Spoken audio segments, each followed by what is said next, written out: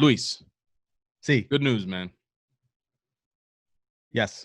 In my opinion, the New York Yankees right now, not, when the season started, maybe not in 2 weeks from now, but right in this moment. Give it to me, man. I can't say it, man. It hurts. Come on. The New York Yankees are, in my opinion, the pretenders right now. They don't Start belong. Spreading the news. They don't belong. Yankees are pretender. They don't belong in playoff contention right now. And I'm gonna give you 3 reasons why. All right. The first reason is their home away splits. I'm not even gonna get to the other point, the most important point yet. Their home away splits. At home, the Yankees have a 10-3 record, which, aside from the Minnesota Twins, is the best home record in baseball. Away, they have a 6-8 record, which is the 5th worst of all playoff contending teams. So they're favored at home, maybe because their stadium is better suited for home run hitting. I'm not sure. Same thing you could say for the Minnesota Twins. Yep. So that's reason number one. They're super good at home, not so great away. The second reason is because against teams over 500, they're 3-8. Against teams under 500, wait, why can't I do this? Let me just read it. Secondly, while continuing to look at the team splits, another damning statistic is the record against teams over 500. Currently, the Yankees are 3-8 against teams over 500, the worst of all 16 playoff contending teams. Against teams under 500, the Yankees are tied with the Chicago White Sox with the best record in baseball, 13-3. So against teams under 500, over 500, they have the worst of all 16 teams. Against teams under 500, they have the best record in baseball. So A, they're great at home and they're great against bad teams. B, they're bad away and they're bad against good teams. So 2 reasons why they're damning. Another reason is last year you could have said it was an aberration. All the injuries, 30 players to the IL, that was a MLB record. And now it's continuing. Is it an aberration, or is it just that their players can't stay healthy or don't have the ability to play an entire season without getting tired or exhausted or whatever the fuck? This year, Giancarlo Stanton, Aaron Judge, Luis Severino, Zach Britton, Tommy Kahnle, James Paxton, Gleyber Torres, DJ LeMahieu. That's just 8 players on the IL. Key players, too. We're not even talking about Kyle Higashioka, Avilan, who was in the IL. There's a whole bunch of players who have landed on the IL for the Yankees. And I think that at some point, part of it is it's just bad luck. In other instances, it's just this is who you are. And it's starting to look like this is who the Yankees are, especially for players like Giancarlo Stanton and Aaron Judge and James Paxton and Luis Severino, who are always on the IL. And I'm not even throwing in Aaron Hicks, who started off the season on the IL, or Tanaka, or Gary Sanchez, who spends a lot of time in the IL too. I don't know. This team is starting to concern me. I went into the season feeling super cocky. Look at the old videos, and I'm starting to feel like, I don't know, man. I don't know if this team, I think they have the talent when healthy, but I don't know. I'm really questioning what this team has at this point. No, and like talent-wise, they're one of the best teams in baseball, and I think we can agree that they're going to make it to the playoffs this season. Like, yeah, even with injuries, they still have to play. The problem is our division, besides the Rays, I think they could beat the Orioles, the Red Sox, and the Blue Jays on any given night with their B team. So I think we can agree that the Yankees will make the playoffs. I wouldn't even be shocked if some of these players don't return to the season with a week left in the season, just to ramp up activities for the playoffs. That could be the approach they're taking. You already know my reason why I think all this is going on. I think the Yankees are cursed. I think as time will pass on, my theory will strengthen, and I will be the first to have predicted the curse that is currently upon us. But no, just to keep it a little more serious.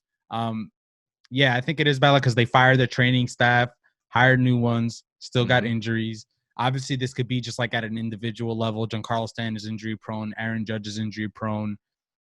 So then what do you do? What do you do now? Like, what's the solution? Do you start trading away pieces and blow away the team? Do you ride it out and every year start off hot and then lose a player to injury and then next man up and Clint Frazier is still not a starter? Do you just bring Clint Frazier up and Andujar and let them become the everyday starters until they lose their spots to injury?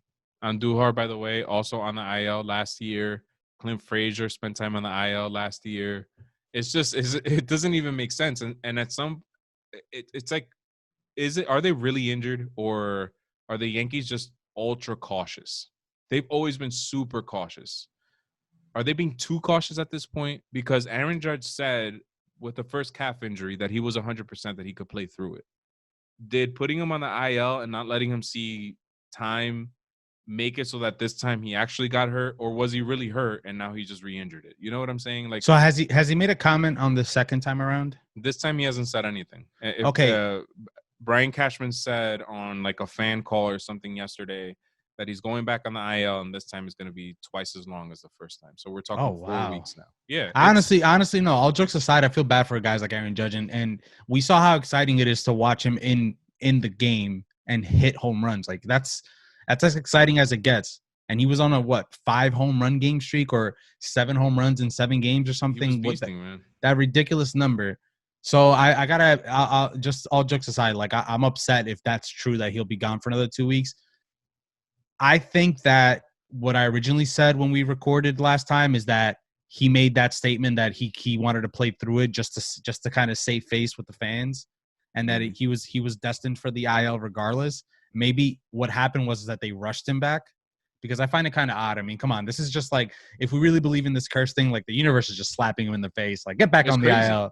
So you knew that you weren't gonna come back. Like stop trying to play God. Get your ass back on the IL. Right. So I also don't think they're being overly cautious, because they're no longer the number 1 team in the division. The Rays are the first place team.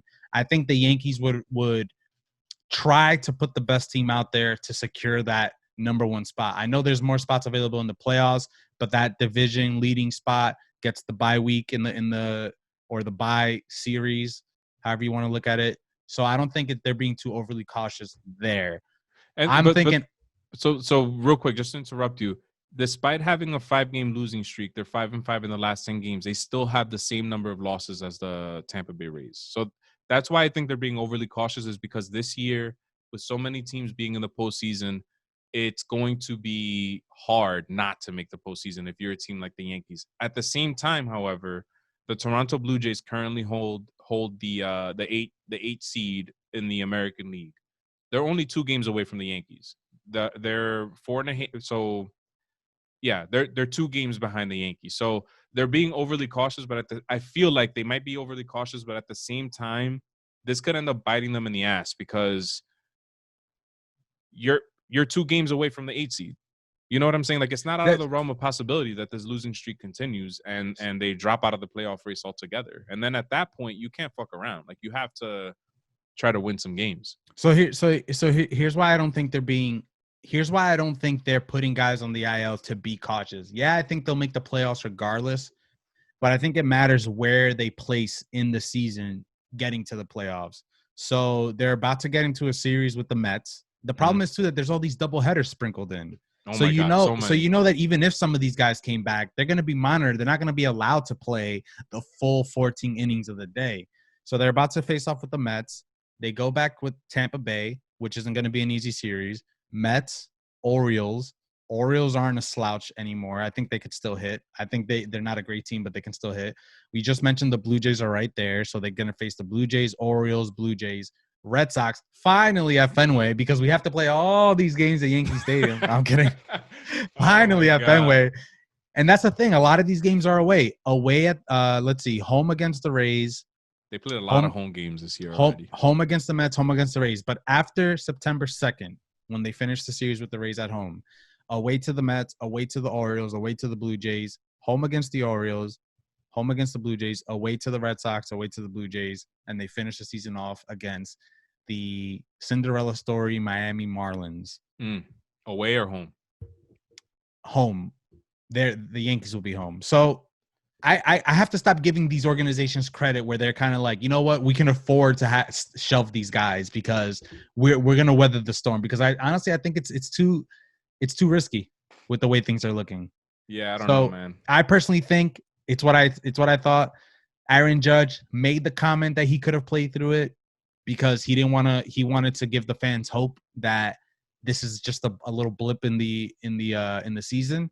But now it looks like they rushed him back. I think we'll see something in the future where Aaron Boone says, in my opinion, after looking at the test results, we rushed him back.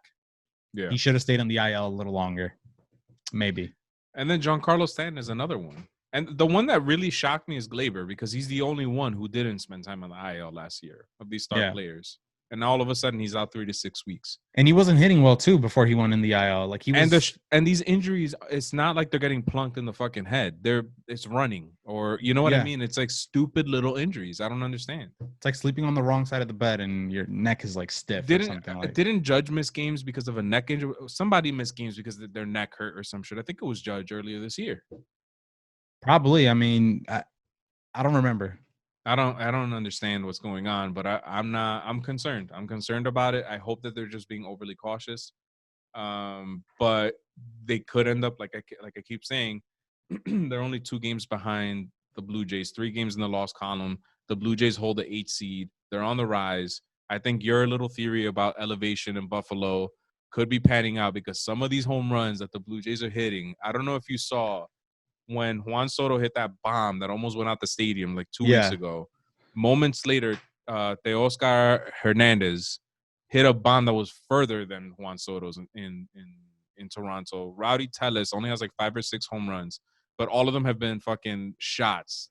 Like insane home runs. I'm telling you, they rejuiced the baseballs because all season long I see guys out in front or maybe jammed up, and the ball ends up ricocheting off the wall as if it was exit velocity, exit velo like 110 miles per hour. It's ridiculous, man. Even Fernando Tatis, I saw a replay yesterday, a home run he hit. I was like, Jesus Christ, like, or even that grand slam that he hit, the grand slam last week. He chased an outside fastball and kind of just slapped it over the wall. Like it almost felt like he wasn't even trying to hit a home run.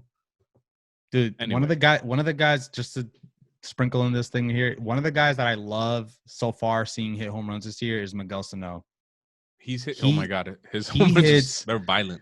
I'm telling you, man, and it's crazy how Giancarlo Stanton and Judge are like I think they're the only, and like Vlad are the only guys to have hit like 121 exit velo. Yeah. I don't understand what else Miguel Sano has to do because I saw him hit a home run the other day that probably lasted all but maybe like 1.5 seconds in the air. It was a line drive home run, and the exit velo was like 114 miles per hour. It's like, what else does this guy have to do to reach that 120 realm of StatCast exit velo? It's crazy. Wow. So wait. So the max exit velo this season, it says, is Rowdy Tellez 117.4. But didn't Stanton hit a home run in the beginning of the season? I could have sworn his was like 118, 119. The one that he hit in Minnesota, I think it was. Something's not right here because it's also saying that the max distance home run is Ronald Acuna 473, but Stanton's was 483. Are you sure? I thought Stanton's was like 462 or something. I thought maybe you're looking at National League and maybe you're looking at like the recent week or something. But Miguel Sano, like I've seen him hit some violent home runs. Yeah, they're not 120 exit velo. I don't understand like what he has to do to get to that point. Let me see. Yeah, I don't know. I don't even see Stanton's name on here. Maybe he doesn't qualify or some shit. I'm thinking that you're looking. That's what it is. You have a filter on there. All right, let's redo this right quick, brah. Still, how many batted ball events has Stanton had? 25. That's really low. Giancarlo Stanton hit 483. Max exit velo this season is Giancarlo 121.3. Unless if I just do one, let me see. This is entertaining podcasting here. Yeah. So Stan has the only ball that won 120. Then it's let me see where Sano is 9th. His max is 115.8. But let's look at average. He might be tops in average. If we look at average exit velo, Miguel Sano is 11th. Crazy. Hard hit percentage. Let's see that. Yeah, wow. I don't see Stanton's name either. What am I? It's your minimum. Yeah. Yeah, there you go. All right, so then we have Stanton. Where's my boy Fernando Sano? Tatis Jr. With balls hit 95 miles per hour or more has the most with 57 in baseball. I love that fucking guy, man. Yeah. Sano is 136th with 25. He only has 25. That's surprising. Barrels? Hard hit. Oh, okay. Yeah, it's crazy. I'm gonna tell you, I've seen Miguel Sano hit the ball, like murder the ball. Yeah. 115, which is amazing. But the fact that Stanton has been able to consistently reach Stanton, Gary Sanchez, Aaron Judge, Vlad Jr., they've already hit like multiple 120s. It's like, what else does this guy have to do? Yep. Wow, Joe Adell, 115.5. Really? That guy? For a distance. I don't get it. I don't know how to read this baseball savant thing, but it's all right. All right, man. Let's move on.